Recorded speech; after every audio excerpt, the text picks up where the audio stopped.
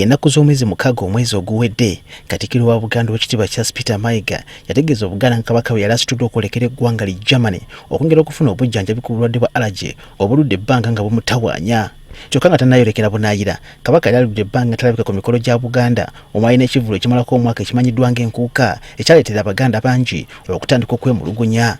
Kati era ng'ayogera mu lukiiko olwa Buganda olw'omulundi ogw'okubiri mu lukiiko lwa 31, Katikkiro Charles Peter Mayiga atandise n'okubuulira Buganda nga Kabaka bw'akyali mu ggwanga li Germany nga kuno okusalawo kwakolebwa abasawo bennyini abaayagala okumujjanjaba nga bali kumpi. Baali beetaaga okwongera okumwekebejja nga abali kumpi n'okulondoola obujjanjabi bw'atyo n'atasobola kudda mu budde.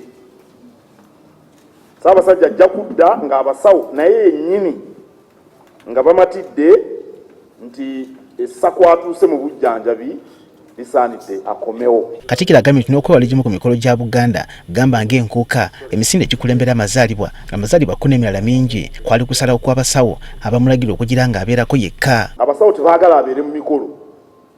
Ndowooza mwalaba n'ekunkuuka eggulo limu mwamulaba mu lubiri.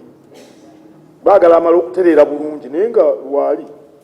Katikkiro akakasizza nti obutabo bwa Kabaka bubadde okusoomoza kwa maanyi gye bali ng'abakulembeze kyokka nga kino tekigenda kubamala mu maanyi bakusigala nga bakola emirimu gya Kabaka gye yabalekera. Kabaka bw'atabeerawo mu nsi ye kitusoomooza nnyo. Naye mulimu gwaffe ffenna abali wano n'abali ebweru okulaba nti emirimu gy'Obwakabaka gisigala gitambula. Kabaka atusange tuwoze olutabaalo. Katikkiro abuulidde abakiise nti ateereddwa akakazito ye ng'omuntu olw'obutabo bwa Kabaka mu Buganda kyokka nga mpawo kyakukola kujjako okusooka okukola ku nsonga z'obulamu bwe. Njagala kugumya Obuganda nti ebitusoomooza tubirina naye obumalirivu bwe tulina okuzza Buganda ku ntikko tebusalikangako n'akatono. Kyokka agambye nti waliwo enteekateeka ezikangavvula abavvoola Namulondo nga bano bakukwatibwa mpola mpola babitereeze mu mbuga z'amateeka.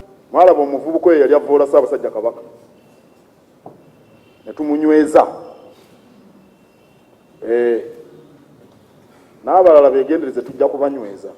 Mu nsonga endala Katikkiro anakuliddemu n'abasuubuzi olw'omusolo ogubakanibwa gavumenti kyokka nga gusolooza mu bukambwe obutagambika. Mubakwate bulungi baleme kuwa musolo lwa kutya naye bategeere nti buvunaanyizibwa bwabwe. Omuntu bw'omukwata obulungi takutya. Waliwo enjawulo wakati w'okutya omuntu n'okumuwa ekitiibwa. Awabudde gavumenti okulaga ensaasaanya y'omusolo naddala mu disitulikiti ezikira okuwa omusolo gamba nga Wakiso, Kampala, Mukono ne Masaka kisikiriza abayo okwongera okuwa omusolo kyeyagalire. Bwe mba njagala amata ente egamba sigiwa omuddo n'amazzi n'okulaba nti njirabirira bulungi. Lwaki ente etuwa amata nga tamata tugaagala tetugiwa muddo? Ku kyamu ku bawagizi ba NUP nakati abakyali mu makomera, Katikkiro agambye nti baggwa n'abayimbulwe kubanga kimaze emisango egibavunaanibwa gyekuusa ku byabufuzi. Tetuyinza kubeera mu kaweereego n'atakoma. Abali mu buyinza tekibayamba. Ate olowooza ku baana b'abasibe abamu balina abaana bato. Nalaba maama w'abasibe ng'akaaba, mukazi mukadde mwana we bamusibye, nalaba abakyala. Emyaka 3 atagenda nko mu kkomera yatamanyi bizibu bya kkomera. Bino nga tebinabeerawo, Minisita w'ebyamateeka Oweekitiibwa Christopher Bwanika, Minisita w'emirimu egy'enkizo Oweekitiibwa Daudi Mpangira nga munnamateeka alayizza abaami ba Kabaka 9 nga bano mu kaseera kano nabo begasse ku bakiise ba Buganda. Nze Sarah Nannono Kaweesi neeyama okukuuma ebyama bya Ssaabasajja Kabaka wa Buganda. Samuel Sebuliba agaffe ku Spark TV.